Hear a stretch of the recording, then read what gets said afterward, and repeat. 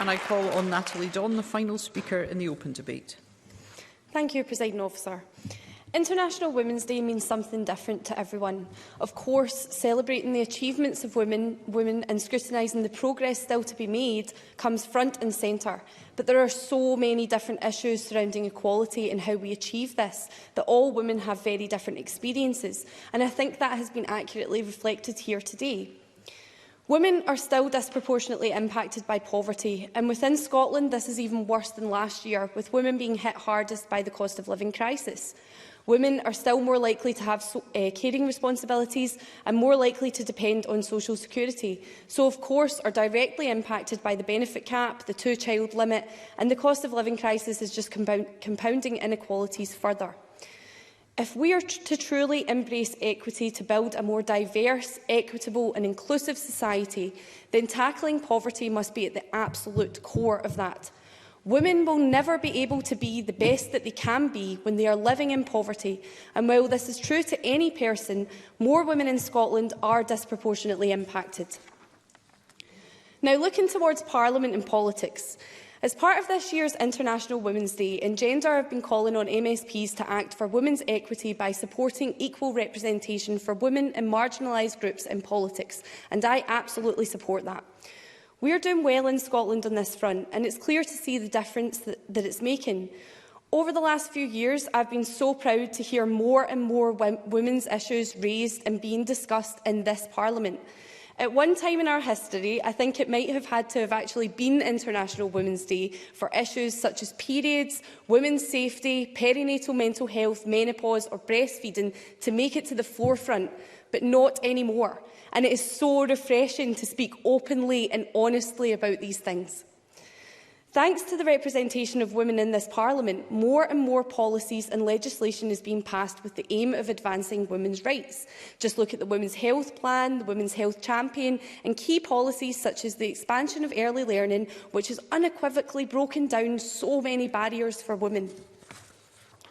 However, while more and more women's issues are being raised and debated, the structures and attitudes are not moving as quickly. I've experienced sexism and misogyny in this Parliament, and I have witnessed it on countless occasions. Many of the women in here today will have experienced abuse on social media, most of the women I would say, and many will have been questioned in no way that any man ever would have been.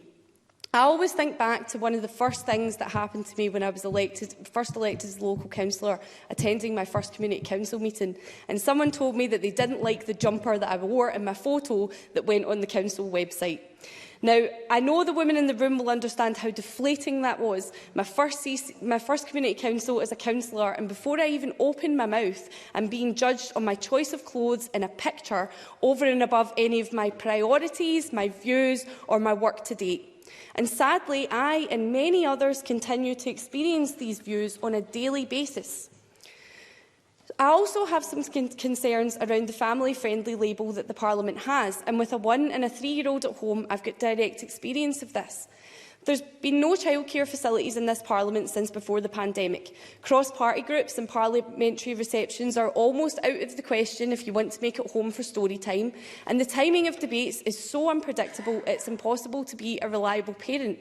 And this doesn't just impact on us as members, but also on staff and the public. And I don't say all this for people to feel sorry for me or feel sorry for politicians.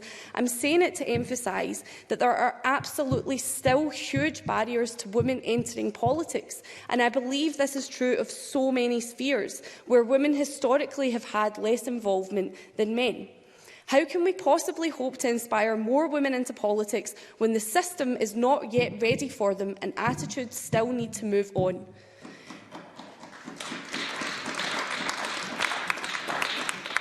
Discussing similar issues to this, I once heard someone say, "Well, that's politics for you." Promoting the idea that entering into politics, you somehow have to accept the institution for what it is. But that is such a dangerous way of thinking. Politics, the establishment, it was all built for men, by men, around men. So it is no wonder that it does not fit around the lives of women in the 21st century. But as I was just saying, we need women in Parliament because it means more women's issues at the forefront of the conversation. Likewise, we need more mothers, more disabled women, more women from poverty, more women from different ethnic groups. So as we work to encourage women into politics, we need to ensure that we are breaking down those barriers and ensuring the structural change that is needed to ensure that Parliament, politics and all other spheres of work for women just as much as they do for men. I was really pleased to see some of the recommendations which came from the Parliament's gender-sensitive audit, and I look forward to this progressing. So I want to finish by very briefly speaking about historic misogyny. It was a year ago today that the First Minister made an apology to women historically convicted of witchcraft, and it wasn't long after that I introduced my Members' Bill to the public. Naturally, I received a lot of support, but I also had a lot of people saying it was a waste of time. So I want to respond very briefly, right here and right now on International Women's Day. We absolutely have to look to the past to tackle issues such as misogyny in the modern day, because it is through history and tradition that stereotypes and misogyny have manifested. It is unacceptable that women who were accused of witchcraft, arrested, at times beaten, starved and brutally raped are still labelled in the eyes of the law as criminals. And I don't want my children growing up in a society where this is so. On this International Women's Day, let's commit to continue looking at our behaviours, both past and present, to tackle the inequalities that still exist in society.